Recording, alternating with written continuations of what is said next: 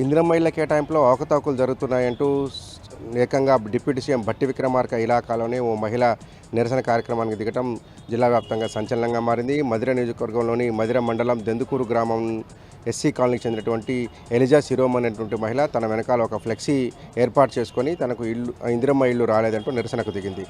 తనకు సెంటు భూమి కూడా లేదని, ఇప్పటివరకు ఏ ప్రభుత్వంలో కూడా ఇళ్ల స్థలం కానీ ఇండ్లు కానీ పొందలేదని చెప్తున్నటువంటి శిరోమణి మధిర నియోజకవర్గంలో అధికారులు అవకతవకలకు పాల్పడుతున్నారని, అధికార పార్టీకి చెందినటువంటి వారికి ఇండ్లు కేటాయిస్తున్నారని, ఇప్పటికే 2 అంతస్తుల బిల్డింగ్ ఉన్న వారికి ఇల్లు ఇచ్చారని, దాంతోపాటు 10 ఎకరాలు 20 ఎకరాలు ఉన్నటువంటి ఆసాములకు మళ్ళీ ఇందిరమ్మ ఇల్లు కేటాయించారని ఆరోపిస్తుంది. దాంతోపాటే ఎవరైతే కాంగ్రెస్ పార్టీకి ఏజెంట్లుగా ఉంటారో వాళ్ళకి మాత్రమే ఇండ్లు ఇచ్చారని చెప్తుంది. అధికారులు మొదటి జాబితాలో తన పేరు ఉన్నట్టుగా గుర్తించారని, తర్వాత పేరు మార్చేశారని కూడా శిరోమణి ఆరోపిస్తుంది. బట్టి విక్రమార్క పర్యటించిన సందర్భాల్లో ఇల్లు లేని పేదలకు ఇస్తాము, వికలాంగులకు ఇస్తాము, దళితులు లేదంటే ఒంటరి మహిళలకు ప్రాధాన్యత ఇస్తామని చెప్పి ప్రకటించినప్పటికీ వాస్తవ స్థాయిలో మాత్రం అలా జరగడం లేదని శిరోమణి ఆరోపించింది. తక్షణమే మధిర నియోజకవర్గంలో జరుగుతున్నటువంటి అవకతవకలను సరిచేసి ఇల్లు లేని తలలాంటి నిరుపేదలకు ఇల్లు ఇవ్వాలి అంటూ డిమాండ్ చేస్తూ నిరసన కార్యక్రమాన్ని కొనసాగిస్తోంది.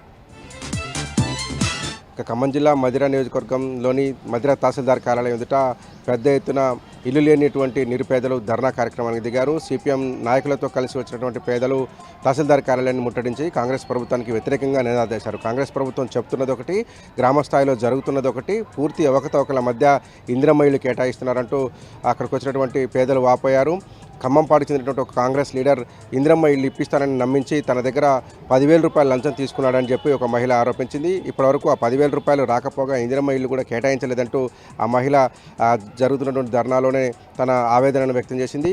ఉన్నతాధికారులు అట్లాగే డిప్యూటీ సీఎం భట్టి విక్రమార్క కలిగించుకొని అతని దగ్గర తనకు 10,000 రూపాయలు ఇప్పించాలంటూ నినాదాలు చేసింది. పెద్ద ఎత్తున తహసీల్దార్ కార్యాలయానికి తరలించినటువంటి నిరుపేదలు జరుగుతున్నటువంటి అవకతవకలు సరిచేయాలి, ఇందిరమ్మ ఇండ్ల కేటాయింపులో జరిగినటువంటి అక్రమాలను గుర్తించాలని డిమాండ్ చేశారు. తక్షణమే నిరుపేదలు ఇల్లు లేనటువంటి వాళ్ళని గుర్తించి వారికి మాత్రమే ఇందిరమ్మ ఇల్లు కేటాయించాలని డిమాండ్ చేస్తూ పెద్దపెట్టిన ధర్నా నిరసన కార్యక్రమాన్ని కొనసాగించారు.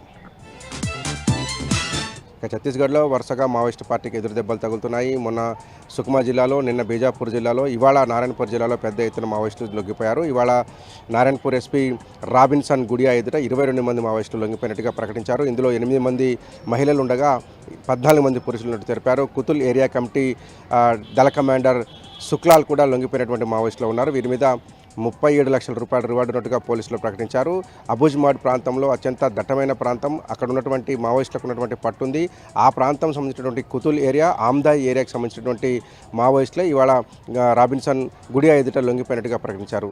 ఆయుధాలతో సహా లొంగిపోయినటువంటి మావోయిస్టులకు తక్షణ పునర్వాసం కల్పిస్తామని ఛత్తీస్గఢ్ పోలీసులు ప్రకటించారు. మిగతా మావోయిస్టులు కూడా లొంగుబాటు పట్టాలని, ప్రజా జీవితంలోకి వచ్చి గౌరవప్రదమైనటువంటి జీవితం కొనసాగించాలని నారాయణపూర్ ఎస్పీ పిలుపునిచ్చారు. తక్షణం లొంగిపోయినటువంటి మావోయిస్టులకు సాయం కింద ఆర్థిక సాయం అందించారు. భద్రాచలం దగ్గర గోదావరి ఉరకలేస్తుంది. గత రాత్రి నుంచి వేగంగా పెరుగుతూ భయపెడతా ఉంది. ఎగువన కురుస్తున్నటువంటి వర్షాలకి పెద్ద ఎత్తున వరద ప్రవాహం తరలి వస్తుంది. పైన ఉన్నటువంటి మహారాష్ట్ర, ఛత్తీస్గఢ్ ప్రాంతాల్లో కురుస్తున్నటువంటి వర్షాల కారణంగా గోదావరి, దాని ఉపనదులు పెద్ద ఉధృతంగా ప్రవహించడంతో గోదావరి దగ్గర దాదాపు 38 అడుగుల దగ్గర ప్రస్తుతం గోదావరి ఉరకలేస్తూ ఉంది. దాదాపు 7 లక్షల క్యూసెక్ల నీరు దిగువకు ప్రవహిస్తుంది. అయితే గోదావరి ప్రధాన ఉపనది శబరి, దాని పరిసర ప్రాంతాల్లో ఉన్నటువంటి తాలిపేరుకు సంబంధించినటువంటి ప్రాంతంలో వర్షం లేకపోవడంతో ముంపు నుంచి ఏజెన్సీ ప్రాంత గ్రామాలు బయటపడ్డాయి. ఇప్పటివరకు ఎలాంటి ముంపుకు గురికాలేదని అధికారులు చెప్పారు. అయినప్పటికీ 24/7 అలర్ట్గా ఉంటున్నామని, కంట్రోల్ సెంటర్లను కూడా ఏర్పాటు చేసి పరిస్థితిని మానిటర్ చేస్తామని చెప్తున్నారు. సిడబ్ల్యూసీ అధికారుల అంచనాల ప్రకారం గోదావరి ఈ అర్ధరాత్రి వరకు 40 నుంచి 42 అడుగుల వరకు పెరిగేటువంటి ఛాన్స్ ఉందని చెప్తున్నారు. ఎగువన వర్షాలు తగ్గడం ముఖం పట్టినట్టుగా చెప్తున్నారు. తర్వాత నెమ్మదిగా తగ్గుతుందని కూడా అధికారులు అంచనా వేస్తున్నారు. ఏదేమైనప్పుడు కూడా భద్రాచలం దగ్గర గోదావరి ఉరకలేస్తూ ప్రవహించడంతో భక్తులు ఎవరు కూడా స్నానాలకు దిగకుండా అధికారులు ఏర్పాటు చేశారు.